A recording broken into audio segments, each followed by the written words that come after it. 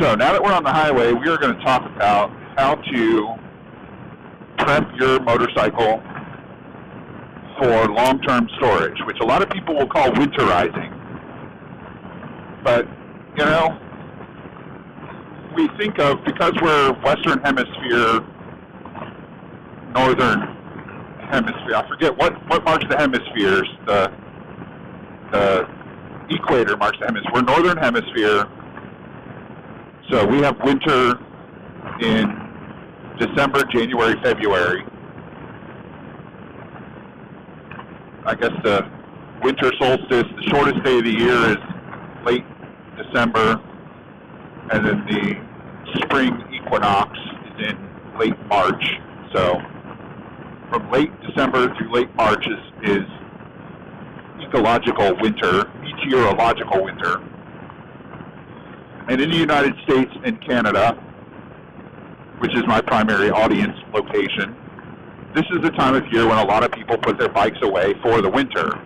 So we do tend to call prepping your bike for long-term storage winterizing. But the tips I'm going to give you work no matter the season. Maybe you live in southern Arizona, and the time of year when you decide to put your bike away is July and August, when it is murderously hot in that part of the country. Or maybe you live in another part of the world where there's a monsoon season, and so riding is difficult. So let's call it long-term storage and not just winterizing.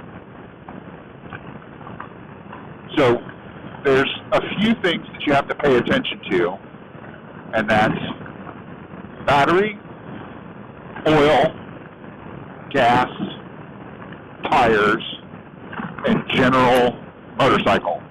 Okay? Battery, oil, gas, tires, general motorcycle. So we'll start with the battery. The easiest thing to do, of course, is to just put your battery on a trickle charger. You can get one just about anywhere. You can get a motorcycle-specific one. You can get a cheap one at Walmart. You can get an expensive one that you would use at a shop. I use a model called an Optimate 4 dual program made by a company called TechMate. You can see there's an unboxing video about that over on Motorcycle Test Kitchen. I'll put the link in the description. So putting your battery on a proper trickle charger is about the easiest thing you can do. If you have a modern battery, if you have an AGM battery, absorptive glass mat, or if you have a gel battery, they are not the same thing, but people often use the terms interchangeably, then you're good. A standard lead acid battery can do just fine on a trickle charger, although on a wet battery like that, a standard lead acid battery that you have to add electrolyte to, you want to check it a couple of times during storage to make sure it hasn't dried out. You may need to add electrolyte. That's the great thing about a sealed battery, like an AGM battery, is you don't have to mess with adding electrolyte. You can just charge it up and go. If you use a lithium-ion battery, and that is iron, I-R-O-N, not ion, I-O-N, and the reason I make that distinction is because they are different batteries, and you do not put lithium-ion batteries in your motorcycle. You put lithium-iron batteries in your motorcycle. Lithium-ion batteries go in your computer and your smartphone and your watch. The chemical formula for the substance that makes up a lithium-ion battery is LiFePO4. That's lithium, Li, iron, Fe, potassium, I think is P, although potassium might be K. I actually would have to look that up.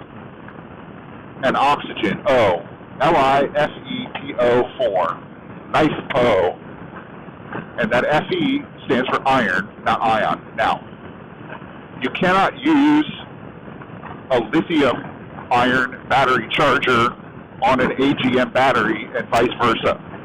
So if you have switched to a lithium battery and not bought a new trickle charger, that's your first expense right there.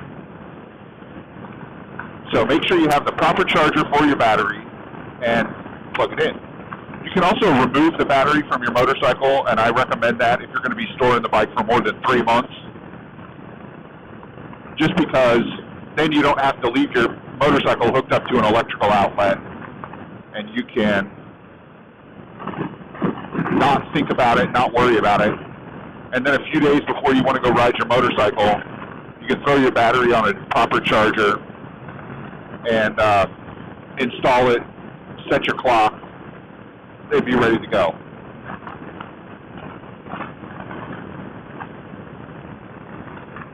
So that's battery. Next is oil.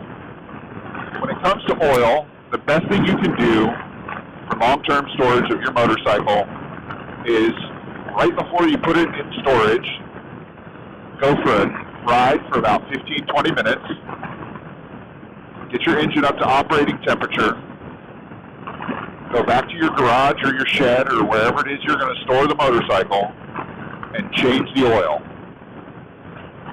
So oil does several different things inside your engine, really only one of which we ever tend to really think about when we're talking about oil. The main thing oil does that we talk about is lubricate the internal moving parts of your engine, and that is absolutely critical. The second thing oil does is it cools those internal moving parts. That's why on a motorcycle like this, which is a 2005 R1200 GS, there's an oil cooler that looks like a radiator out in the wind. You can't see it from here, but trust me, it's there. The third thing oil does, and this is the thing that a lot of people don't think about, especially when it comes to long-term storage, is it traps contaminants. So that's not just little tiny pieces of metal that skim off your engine over its lifetime. Combustion, the thing that drives motorcycles forward in the first place, is a very violent process. And anytime you're talking about controlling explosions, which is what's going on in an internal combustion engine, you're going to have combustion-based contaminants that are released into the atmosphere, right? That's what the exhaust is, but also inside the engine as well. And one of the main jobs of oil is to collect those contaminants and suspend them in their chemical solution. So if you put your bike away without changing the oil, then effectively what you're doing is leaving those contaminants to sit inside your engine in contact with the metal parts of your engine. So one of the best things you can do for long-term storage is to change your oil. Now, because you have fresh oil in your engine, here's a very important thing. When your bike is being stored for a long period of time, do not, I repeat, do not, D-O-N-O-T, under any circumstances, start your motorcycle unless you plan to ride it. There are a lot of people that will tell you that when a motorcycle is in storage, you need to go out once a week or once every 2 weeks and start it up and idle it for 5 minutes or 10 minutes or whatever. Well, number one, look, that's just bullshit. Don't do it. If you have an air-cooled engine, then you are actively damaging your engine by running it at idle for an extended period of time. And that's whether you're storing it or not. And that goes for air oil-cooled engines as well. If you have a water-cooled engine, you're not doing as much damage when you start it up, but it's still not great for it that first minute, 30 seconds or whatever. Not great for the engine. So because if you do that, I just got hit by a sharp rock, and you just leave it sitting idle in the garage or the shed or outdoors or whatever in the driveway, you are not getting the motorcycle up to operating temperature, which means you are not collecting the contaminants that you're supposed to be collecting in the oil solution. Also, a lot of engines need to be operated at a certain level to build up the proper oil pressure. And if you don't have the proper oil pressure built up, then the parts of your engine, all the parts of your engine that are supposed to get lubrication are not getting proper lubrication. So don't start your engine when you're storing your bike. Just leave your bike alone. Also, to jump back to the battery item a bit, when you idle your engine and you're not actually riding the motorcycle, you may not be engaging the charging system properly. So if you don't have your battery on a trickle charger, you are discharging the battery without charging it back up via the charging system. If your bike is one of those bikes. Not all bikes are like that. I don't want to get nasty letters saying, well, my bike charges at 1,000 RPM. That may be true for your motorcycle. It is not true for all motorcycles. So do not start the engine while your bike is being stored. Just store your motorcycle. Leave it sit. Now, if you're going to be storing your bike for an extended period of time, say 6 months or more, when you change the oil, fill the crankcase all the way up. Fill the whole thing up. It may take 6 quarts of oil. It may take 8 quarts of oil. I don't know, however big your crankcase engine cylinders are. Fill the whole thing up with as much oil as you can get into it. And then, once again, do not start the motorcycle. So when you fill your whole engine up with oil like that, it covers all the metal surfaces with clean, fresh oil, and you can leave it sit almost indefinitely like that. Now, the kicker there is you absolutely must remember to drain the oil out when you're ready to start riding the motorcycle again. Because if you try to crash I-95 North mile marker 90, that's King's Dominion. If you try to start your engine with the crankcase 100% completely full of oil, you will destroy your engine. As a matter of fact, it may not even start, but you will definitely damage your engine if you can get it started in that shape. So if you do that, if you fill your engine all the way up with oil and you leave it sit for 6 months, 9 months, 10 months, whatever, a year, 2 years, 5 years, drain that engine oil out, put back in the proper amount, and then start your engine.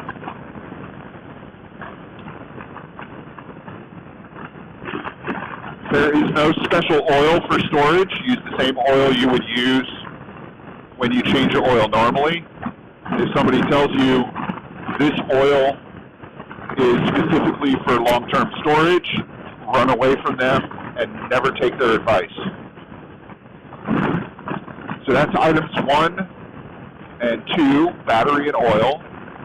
Now we've got item 3, gasoline. If you're going to store your bike for 6 weeks, 2 months, 3 months, all you need to do to prep your bike for long-term storage as far as the gas is concerned is fill the tank up, put in the proper amount of fuel treatment. You can use any standard fuel treatment that you would get at an auto parts or motorcycle shop. Put the correct amount in for your amount of gas. Mix it up a little bit, shake your bike back and forth. Run the bike for about 5 minutes to circulate that stuff through the whole fueling system. You want to get it through the hoses and the fittings and the fuel pump and all that.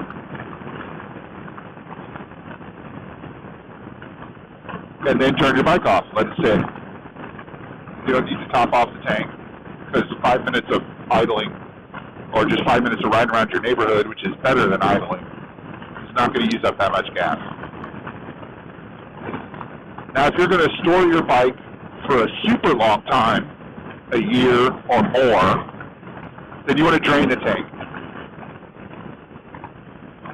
Go for one last ride it until it's almost out of gas, then drain the rest of the gas out of the tank. Leave your petcock open if it's so equipped. Leave the fuel cap open. You want that tank to dry out as completely as possible. Don't stick a match down in it. There's still gas fumes in there. That'll be bad for your eyebrows. But you want that tank to dry out, because dry tanks are happy tanks. What you're trying to do when you store a motorcycle, either with gas or without, is prevent rust. You use the fuel treatment to keep water in solution, because ethanol, which is in all of our gasoline supply, attracts water and pulls it out of solution, and water is heavier than gas, and it will separate and sit at the bottom of the tank, and if you have a metal tank, it will rust things out. But whether you have a metal tank or a plastic tank, if you're going to store your bike for more than a year, 6 months or a year, whatever, then drain the whole thing and leave it dry. When you're ready to start riding again, if you've stored your motorcycle with fuel treatment in it, get out, run a tank of gas through it, run that tank that's been sitting in there through it, fill it up, treat it again, and run that tank out too. Your bike may run rough. Don't sweat it. Don't worry about it. Especially if you have a fuel-injected bike. Oh, we're coming up on that crash on the left shoulder. I probably should have got away. Ooh, I can smell somebody's brakes. Probably one of these big... You know what? We are going to get over and get off the highway.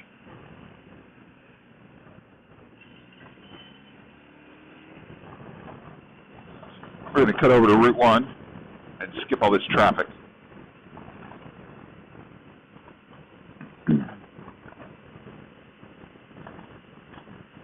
There was one of those big signs back a ways that said there was a crash at 656. I'm not sure this is the right place I wanted to go, but crash at mile marker 90, which is 4 miles away. And I am not sitting on 95 in traffic for 4 miles. I will take this exit and go west over to Route 1, go north ways, and then get back on 95 to go the rest of the way to Fredericksburg.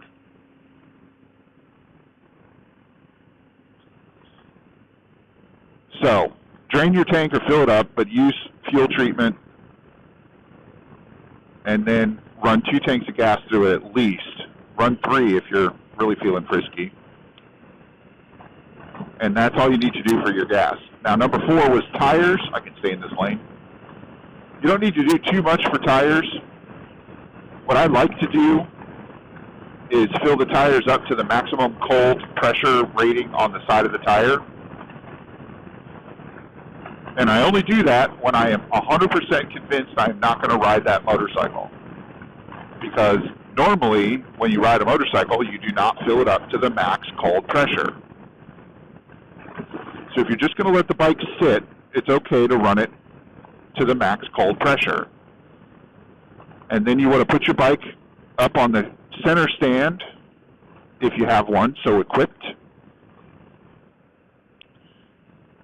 And if you can, get the center stand up on a piece of wood, a 2x4 or something, and prop your motorcycle up so that the tires aren't on the floor. Now, the reason for that is mostly so you don't end up with flat spots in your motorcycle tires, which can happen. E10, that fire truck is called E10, and that's gasoline, E10, right? 10% ethanol. They used to tell you not to store tires on concrete because the concrete would leach their essential oils and vapors out of the tires. That's why they used to not have to store batteries on cement floors as well. Well, that may have been true 50 years ago. It is not true in the 21st century. Most of the material that goes into most motorcycles is that, why are you stopping? That's not a light yet. Most of the materials that go into modern motorcycle tires is synthetic, and it's not leaching anything into cement. But you do want to protect it from flat spots, so you don't want flat spots. Other than that, when you get ready to ride again after the storage, check the tire pressure, set it to the proper rating for your manufacturer's recommended pressure for riding, and go ride, have fun. You don't need to use nitrogen, you don't need to use anything special, but other than regular, plain old air. And have fun. When you check your tires after storage, you want to look for cracks in the sidewall, you want to look for cracked treads, anything like that that looks like dry rot damage. If you stored your motorcycle outdoors, where one thing that tires are susceptible to is UV damage from sunlight. So if you stored your motorcycle outdoors, then you definitely want to keep track of that, pay attention to it. So that's 1, 2, 3, battery, oil, gas, tires. That's 4. So now just general motorcycle stuff. I talked about not starting your motorcycle. That could go into general, but it was mostly for oil and battery. So before you put your bike in storage for a long time, you should wash it.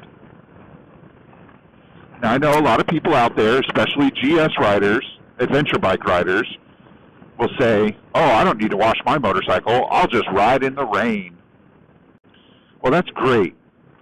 But we're talking about storage, not riding. And I am of the firm opinion that you should wash your motorcycle once a year, whether it needs it or not. Because you're not really washing the motorcycle. I mean, yes, you're washing the motorcycle, but that's not the point. The point is you are touching every part of your motorcycle. You put your hands on it, you put your eyes on it, you put a cloth on it, you rinse it, you wash it, you rinse it, you wax it. If your bike is painted, the wax gives you a protective coating. It allows you to check for frayed wires. It allows you to check for cracked hoses. You check your brake pads and make sure you've got enough meat on your brake pads. You check your tires and make sure you've got enough tread on your tires. You make sure that all of your lights work. It gives you washing your motorcycle gives you an opportunity to do a comprehensive 110-point check of your motorcycle. You can find, nice bike, loose fittings, missing zip ties, all sorts of stuff when you wash your bike. Clean and lubricate your chain if your bike is chain equipped. Check your belt for cracks, missing teeth if your bike runs on a belt. Check your boots if your bike has a drive shaft. Make sure your boots are not cracked. Make sure they don't have oil collected in them, which could be indicative of a problem with your transmission or your final drive. Check your steering head bearings. Check your wheel bearings. When you wash your motorcycle, you get to check a ton of stuff that you don't normally pay attention to when you're just ride all year. And that's the most important reason to wash your motorcycle once a year. And that's why I do it. because I freely admit that I am really slack about the day-to-day checks. I don't do the T-clocks or whatever it's called, SIFTY, spine weave, whatever. There's 1,000 different methods out there, and maybe I'm a little ashamed to admit it, but I'm going to admit it anyways. I don't do any of that stuff. If my tires look low, I check them and I put air in them. If I'm in a place with an air compressor, I'll check my tires because it's easy to put air in. I've had this bike for a long time, several years. I'm very comfortable with it. I know a good bit about its maintenance cycles. I've done a ton of work to it. I've had the cylinders off. I put a clutch in it a little over a year ago. So I am very comfortable with this motorcycle, and I know it doesn't burn a lot of oil. So I know if I'm going to change my oil every 5,000 miles, I don't really need to check the oil in between changes. I will occasionally look at the sight glass. Oh, it is so beautiful outside. Simply because I'm not a knucklehead. But in Virginia, we have to do an annual safety inspection, and I usually check to make sure all my turn signal bulbs light up 5 minutes before I get my inspection so that I don't get rejected. You kind of check your headlight when you pull up behind a car. It's nice to see so many motorcycles out today. I hope people are paying attention. December 29th, 2018. Tons of motorcycles everywhere. Anyways.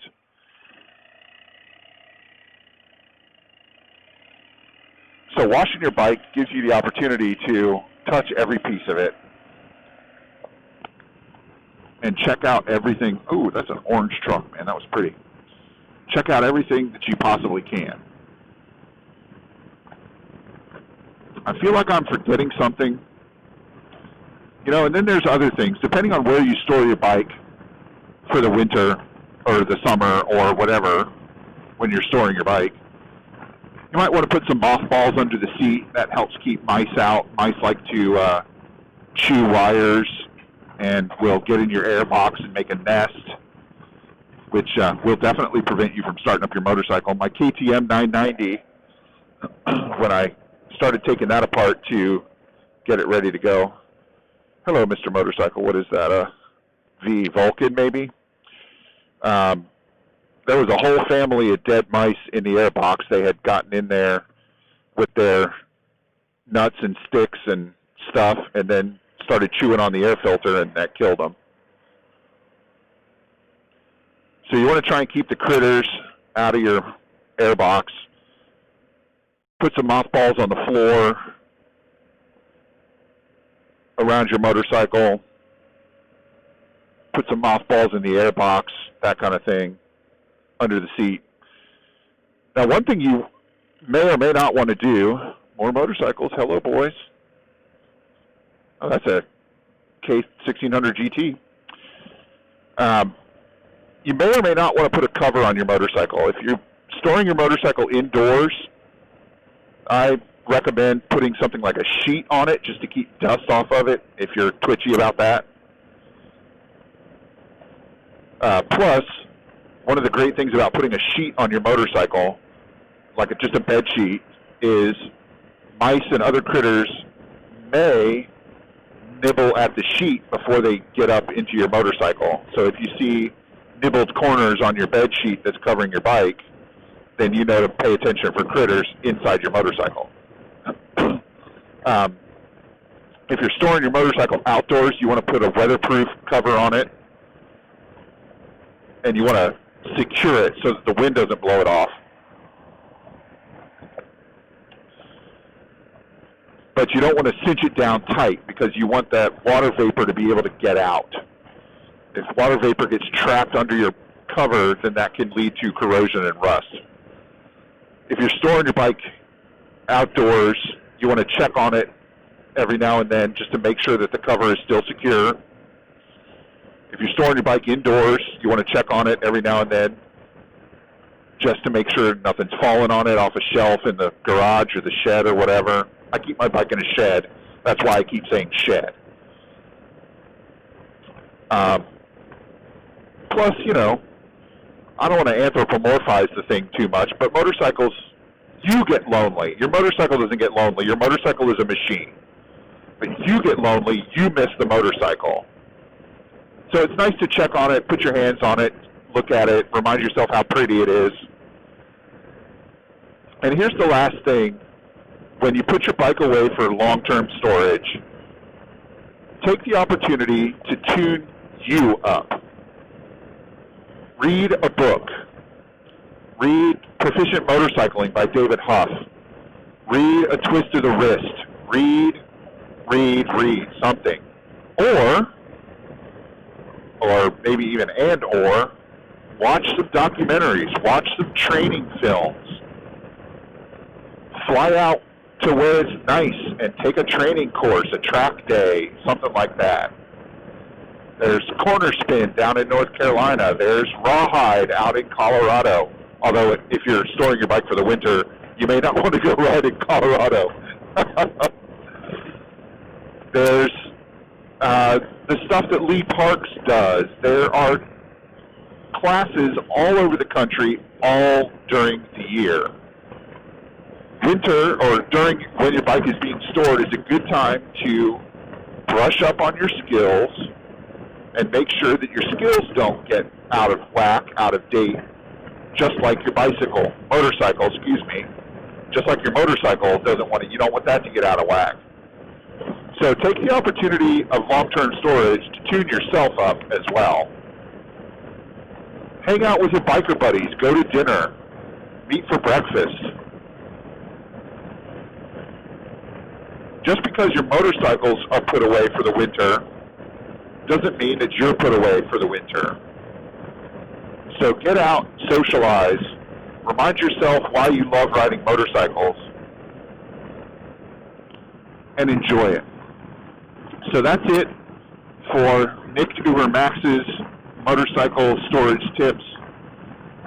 I want to remind you to hit the subscribe button, hit the bell so you get alerted when there's a new video.